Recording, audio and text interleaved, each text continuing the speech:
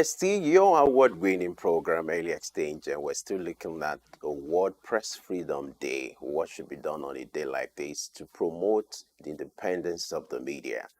To fleshing this conversation once again, we're being joined by in-house analyst. We're being joined by Sam Oruje, who is also here to provide his perspective to the developments as regards World Press Freedom Day. Glad you have you join us this morning. Good morning, Femi. My pleasure to be here. Good morning. Good morning, Blessing. Thank you very much. I like to say happy World Press Freedom Day, even though you're not a journalist, but you're a Yes, rebel indeed. a lot. I think I try to describe myself as a freelance journalist because I do a lot of columns in the newspaper for over 30 years, writing various themes to shape opinion in the public space. So I actually call myself sometimes a journalist, but not in full practice. Well, you are glad to know that you're part of this conversation. Now, let's look at the theme for this year's celebration, journalism in the face of the environmental crisis. How will you assess the environment at which journalists practice globally, and what are the pretending environmental issues that may likely be a form of setback for journalists, and what should be done a day like this to draw advocacy to these things? I think essentially the day is to highlight the freedom, press freedom, so to speak, where the independence of the media is upheld across the globe. But the challenge is that a lot of government and some even corporate entities try to stifle media people from doing their work. So a day like this is to show that media must have that space of independence where they can practice their craft without overbearing influence of governments and some people that are not comfortable with the reportage that does not favor them. So I think increasingly from 1993, this day is essential to celebrate the challenging terrain, particularly where journalists find it difficult to even do investigative journalism, come often than not, in trying to discharge your constitutional responsibility. People sometimes after their life. So it's essential that the press must have an enormous freedom to operate. Even though the journalists have not really had support in recent times to do investigative journalists, but there have been some quite commendable investigative work of journalists in recent time, like that of the expose that was done on the school in Benin Republic, where people shop for certificates and so many other reports like that. Now, what can you say about journalists who, in spite of not getting the right support, have taken it upon themselves to expose certain practices in society that needs to be corrected? I think my counsel or my proposal for a day like this is that in spite of the difficult terrain, journalists must uphold the professional ethics in terms of doing what they need to do. Number one, setting the agenda. They must equally uphold the social responsibility concept of media, by which they highlight major items in society. But the challenge is that in spite of this difficult terrain, some people still need to do their job. The one you just mentioned about the expose that took place in the Republic of Benin in terms of education racketeering, there are more issues even within Nigeria that journalists must highlight in a more constructive way. I remember I did an article maybe 2 years ago in celebration of the World Freedom Day. I titled it Constructive Journalism, where not only bad news should shape the conversation, rather facts are sacred, and we must pursue facts as an agenda setting. In that regard, therefore, they should continue in spite of the very difficult terrain where they operate, particularly in Nigeria, to always put their best forward in terms of the ethics of the profession, and they must report things so that society can benefit from their work. Now you're aware that hundreds of journalists, due to the war in Gaza, Ukraine, also happening with Russia, journalists are being killed. Now, in fact, let me point your attention to what the UN chief said about this. I would like to quote him. Said, "When you lose a journalist, we lose our eyes and ears to the outside world. We lose a voice for the voiceless." How do you react to that? And then what should be done to protect people in the line of their duty, those who are like the voice for the voiceless? The challenge of the job is that when you report, particularly from the war zone, where crossfires in respect of collateral damage affect journalists. But by the very ethics of the profession, even where you are at the war front, you are supposed to protect journalists from the crossfire. If you look at the 1949 Geneva Convention, Common Article 3, that journalists that are covering war must be protected because they have certain elements in terms of emblem that they wear, and this crossfire in terms of collateral damage is unfortunate. Therefore, the UN scribe must put all the necessary international law framework that protect journalism in the field, particularly in the war front. The terrain is very difficult, but I do recall that America, in particular, have a defense policy part that protect journalism. That's what we call embedding of journalists in the war front, where they dress like the soldiers, they have some minimal training, and they are protected against those. So those emphasis must be made to protect journalists so that those collateral damage, because when you really kill a journalist, then the eyes and the ear of everybody is equally killed, because once they are not able to report from the war zone, then we will be in the dark in terms of what happened. In the drafting of journalists to war zones or conflict areas, what do you think are some factors that should be considered before a particular journalist is drafted to such area? You have highlighted one: training. There's a manual, there's a code of engagement drawn from the international humanitarian law. I just mentioned Common Article 33 of the Geneva Convention of 1949 that protects humanitarian workers. Journalists are part of that workforce that should be protected. So those manuals and code of engagement must be respected by warring parties. Once those manuals are respected, then there will be a minimal collateral damage in terms of the number of journalists that are affected in the war front. On the other hand, even in normal reporting template, there's a constitutional provision for journalists. So they must operate within the confine of the ethics of the profession, and the government must put the necessary legal framework in place to protect journalists.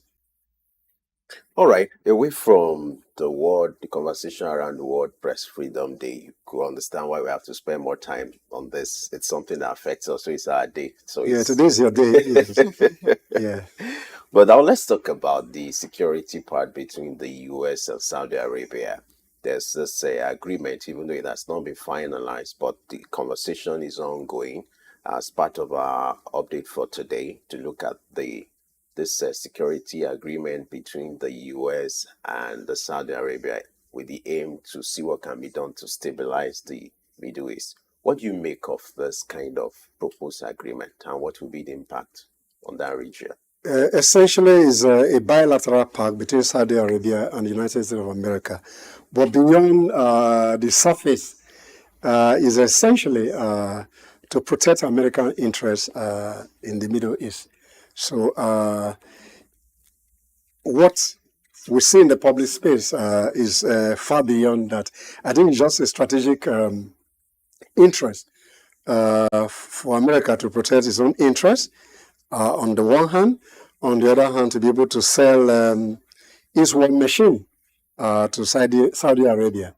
I think those are the essential components. Maybe as we progress, we'll be able to speak specifically to some other element of that pact. In some respect, in welcome development, there's been a good relationship between Saudi Arabia and the United States of America over the years. So this bilateral security a plan that is ongoing, but the issues of Israel and Palestinian war may likely affect the final outcome if the Israeli Prime Minister continue to disregard some of those initiatives that is being provided for Palestinian statehood.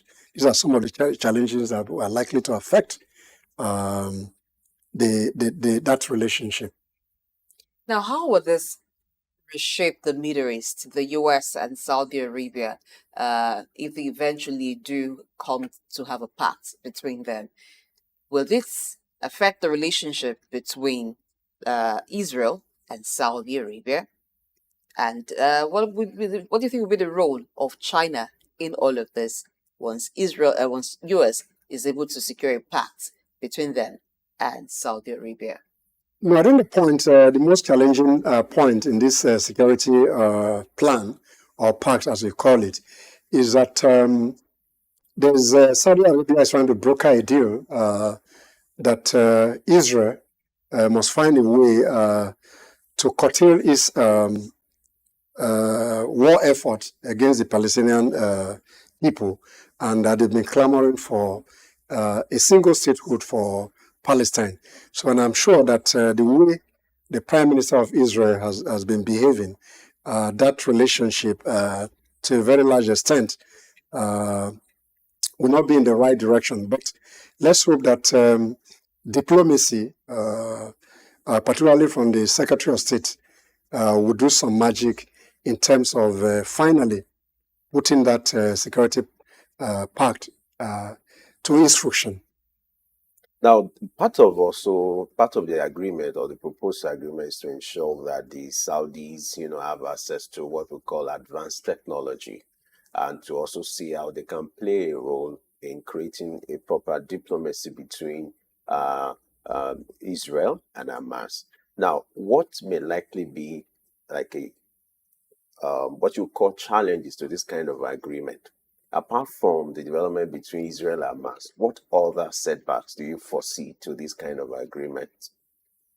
I'm thinking, I really didn't want to talk much about China, because when you look at the scenario there, I think China interest is not very loud in terms of what plays out there. But I mentioned earlier, when you talked about the relationship, is a mutual relationship that is in the strategic interest of America, first and foremost, because when you talk about access to advanced technology in terms of weapon, that is in the strategic interest of America to continually provide war power or war machineries to Saudi Arabia. But the very delicate nature of the Middle East may make that part a difficult diplomatic kind of arrangement that will be sustainable over a period of time. But since the strategic interest of America is uppermost, particularly with Saudi Arabia, I'm thinking that they'll be able to broker a mutually beneficial relationship that will shape the geopolitical alignment of the Middle East.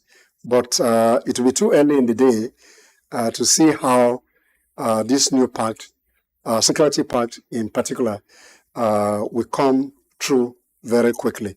But the tension in the Middle East is a very difficult one, and I'm sure America, in my view, has not really handled that crisis very well because of its outward support for the Israeli government, even where a case of ceasefire has been brokered.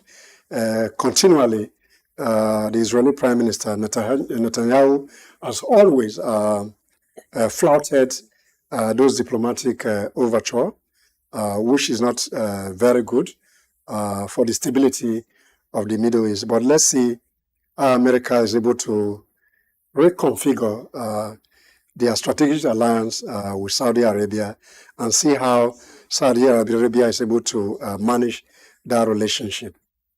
Now, I was going to ask, do you think the US would be able to prevail on Israel to end the war, or at least hold to a ceasefire agreement because of this pact that it's pursuing with Saudi Arabia? So, what do you think would be the potential impact of this pact on the war ongoing between Israel and Gaza? Like I said earlier, it's too early in the day to be able to make some understanding of what will happen, but we can just speculate, even though speculation is not really good in this kind of diplomatic relationship. But I'm thinking that with the way Israel has behaved in recent time, particularly since October 2023 to date, flouting the diplomatic move by the UN and the US in particular, I'm not too sure that Israel will respect some of those demands. But I'm thinking that if they continue, the American interest in Israel might change over a period of time. All right, let's talk about what should be the role of Saudi Arabia in dousing the tension in the Middle East. Because with this pact, Saudi Arabia is being positioned technological wise and in terms of munitions to be able to play this role. If I may use this word, it's looking like Saudi Arabia is being positioned to be the big brother or police in the Middle East. But do you see Saudi Arabia playing this role? And ideally, how will that douse the tension in the Middle East? I'm sure that it will not be in the interest of the Middle East if Saudi Arabia is positioned to fight people within the region. I think that will spark other tension within the Middle East, particularly Iran and U.S. relation, Iran and other relationship within the Middle East. But I think that with some of the proposals in that pact, Saudi Arabia is trying to play a big brother role in trying to see how there will be a reconciliation between Israel and Palestine. And this problem since 1948 with the Balfour Declaration that has not really worked in terms of Palestine and Israeli relationship. If the Palestinian statehood proposal is considered, and America is equally pushing for that to protect their strategic interests in the Middle East.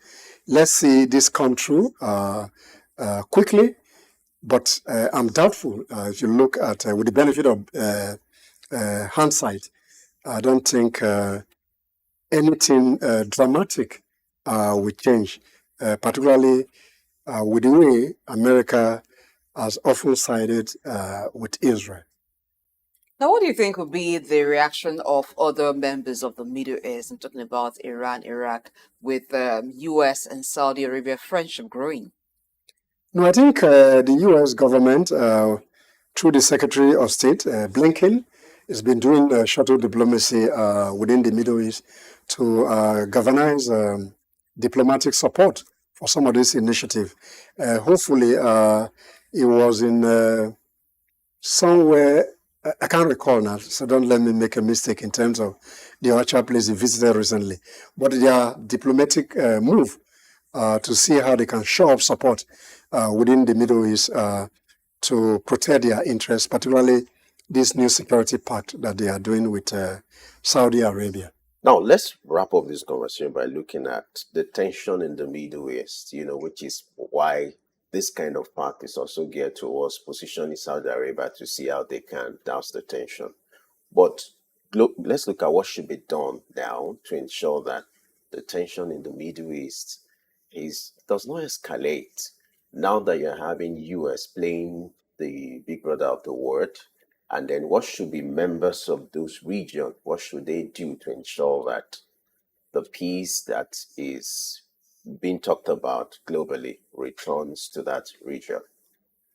I think for me, the challenge of international politics and international diplomacy has continued to create tension in the world.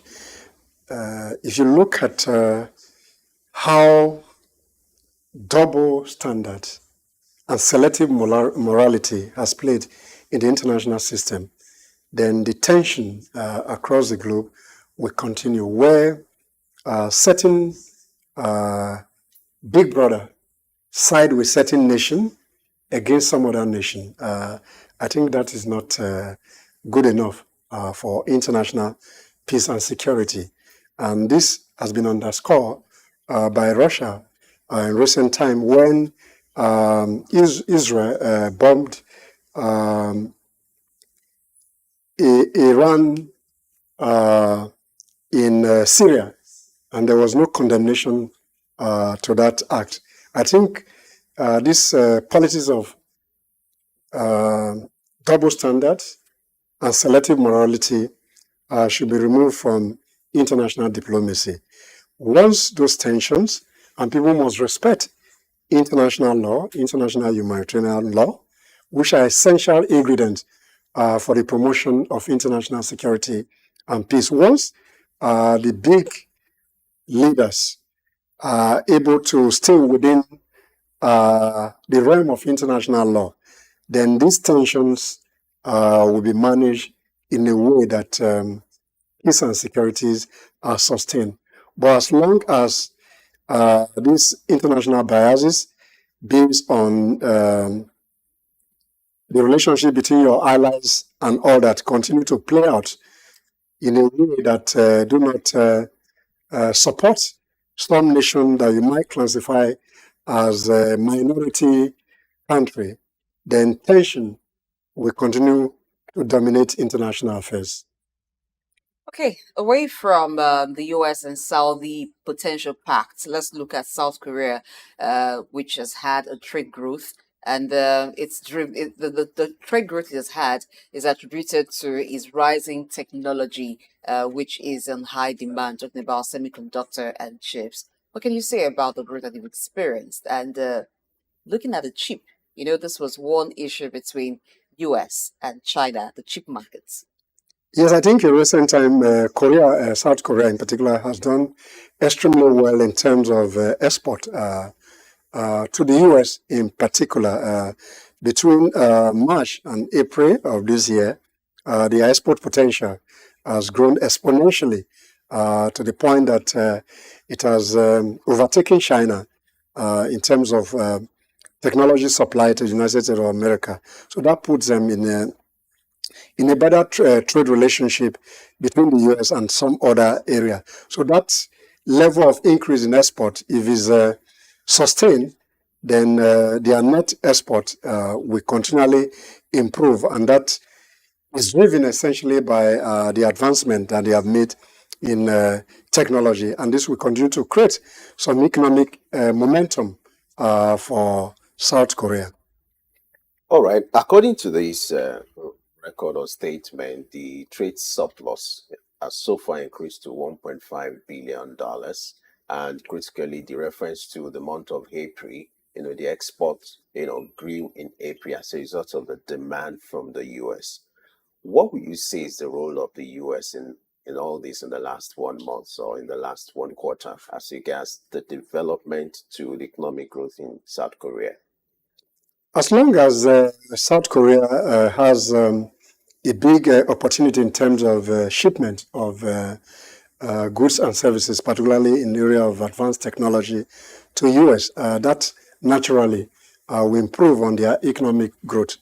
Then the US market is equally open for South Korea in terms of dominance in recent time, particularly vis-a-vis their relationship with China, which was higher in trade before now. So South Korea has overtaken China in terms of technology export to the US. I said this is good and development for South Korea.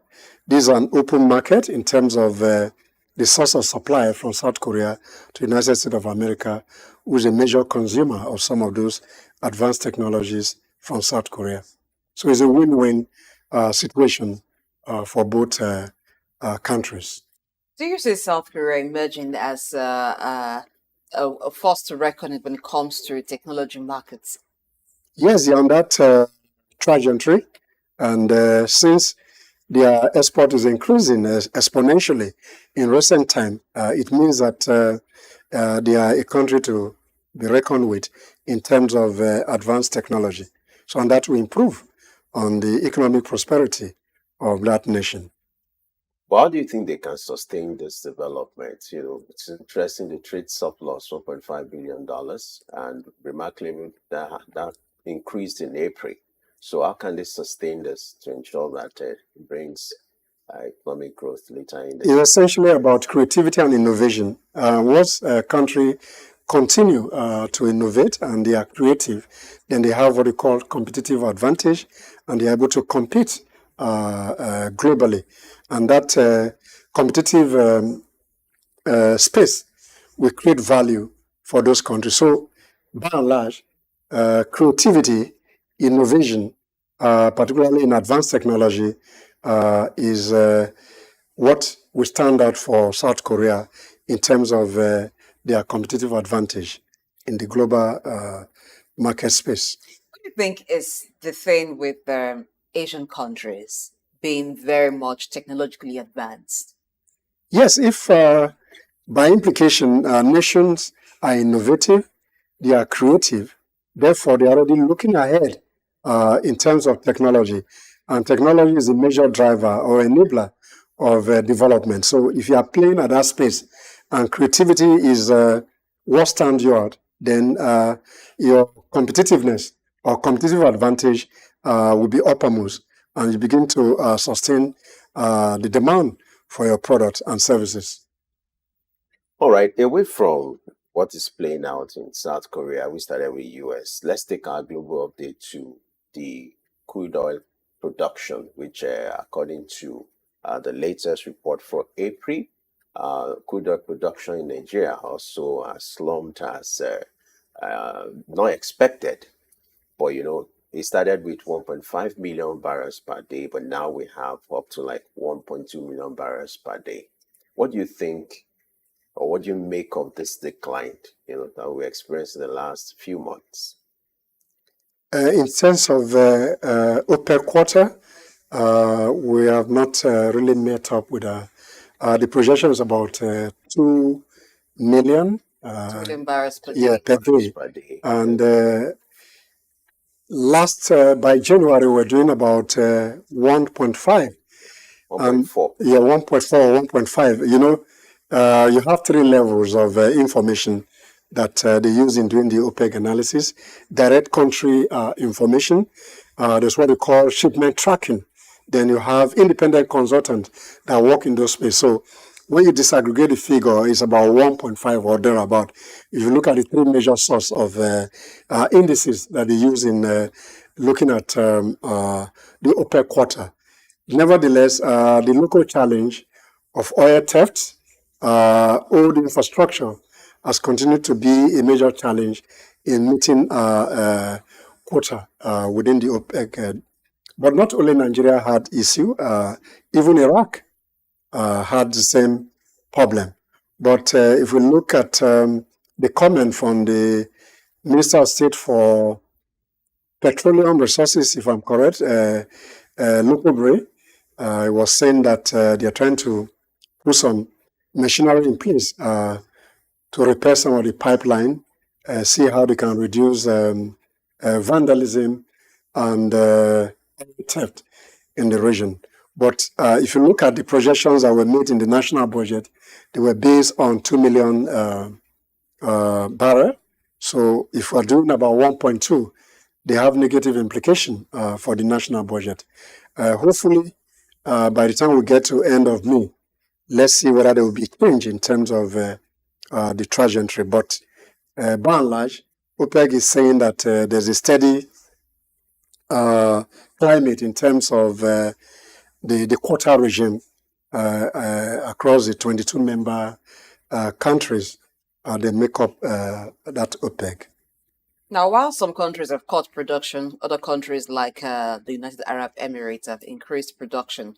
And this has also helped to rally oil price around $85 dollars per barrel. Now, what do you make of the Nigerian situation where instead of getting up to a OPEC quota, it has dropped? Do you think Nigeria, it seems like Nigeria is missing out from the price of the global price now of oil? No, they are missing out in terms of meeting their quota. So if your local environment is not sustained in terms of how you do business, then you're likely to lose money. So what the government need to put in place is to look at the issues within the environment of operation, particularly oil theft, the issues of infrastructure, vandalism, and even taking care of the host community in terms of what is given to the host community based on what was agreed in the Petroleum Industry Act that has been signed into law. No major change in terms of engagement is being seen, particularly in the Niger Delta. So they need to clean up that space to be able to sustain a production growth and a revenue and receivable growth in that sector. So government need to clean up the kind of difficult operating environment, some by government itself, and the issue of vandalism that has bedeviled that industry over the years. Let's look at the reality that Nigeria has experienced in the last few months. The decline from January from 1.4 to 1.3 and getting to March like that. Now, with this trend, what do you think the federal government should do with the projections they've made about the 2024 budget to cover up for this shortfall? They will look at other, if they can show up other revenue stream, but I think oil is the mainstay of our earning. But I think what should be done really is to sanitize that industry, looking at how they can improve on surveillance of the pipeline,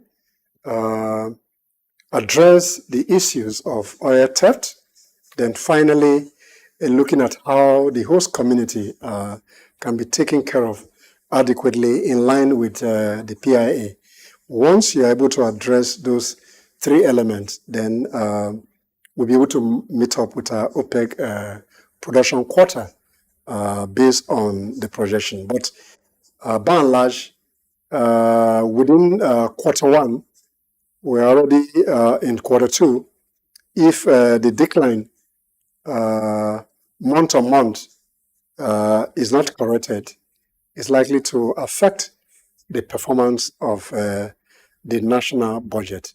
But what is key, in my view, is that it should just sanitize those environmental factors that are impeding negatively on us meeting up with our OPEC quota requirement, because we are changing ourselves within a cartel regime where you're supposed to meet a minimum quota of about 2 million barrel per day, and you're far away, even beyond the budget proposal. So what are the challenges where other countries can meet up? So I think you need to learn best practices from other countries and see how we can improve on that ecosystem for sustainability in terms of export. Finally, how do you see the steadiness of OPEC quota impacting the global oil price and even access to energy by various countries that patronize the crude oil markets? First and foremost, those who are able to meet up with the quota regime, we earn income that we provide prosperity. Those who are not able to meet up, it will negative impact on them. But OPEC is saying within this old quota regime, there's been a steady requirement in terms of the 22 member country meeting up with a few countries that are in decline. But by and large, I think there's a steady, which is okay for the global oil market. So those who are up and doing will take advantage of the steady price regime, and they will benefit, and that will improve on their economic prosperity. But then as a people and as a country, we must see how we can take advantage of being a member of the OPEC to maximize or optimize the quota system so that we can generate more revenue for the country. All right, thank you very much, Samaruji, for being with us on the show today. We talked about World Press Freedom Day. We looked at global issues like the potential Saudi Arabia and the US Pact, South Korea's trade growth, and then finally we looked at OPEC's quota being steady, even as some countries have reduced their production output. Some also have increased that, which kind of put a balance on it. Thank you so much for your time with us. My pleasure. Once again, happy World Press Press Freedom Freedom Day. Day. We salute journalists for the work they do for society. May God continue to support journalists in the challenging environment where they operate across the globe. Thank you very much indeed. Here for your prayers. All right, this is where we wrap up the show for the week. Yes, thank God it's Friday.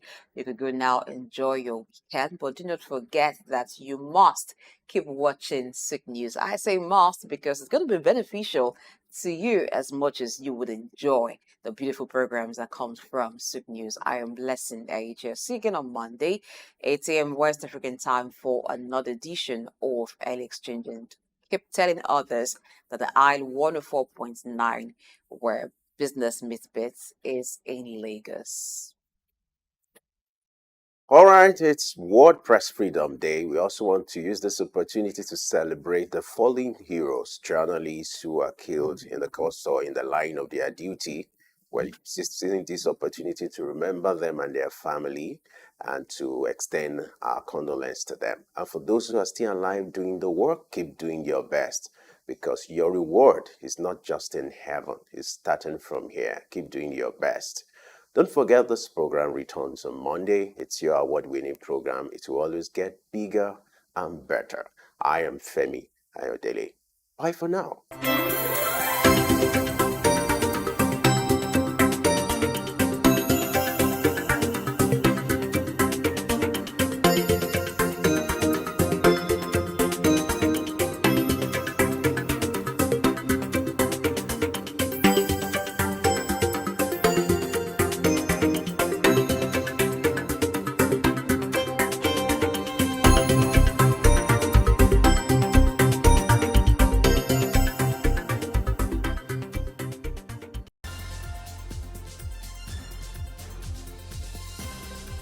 Early exchange, shaping policy, advancing development.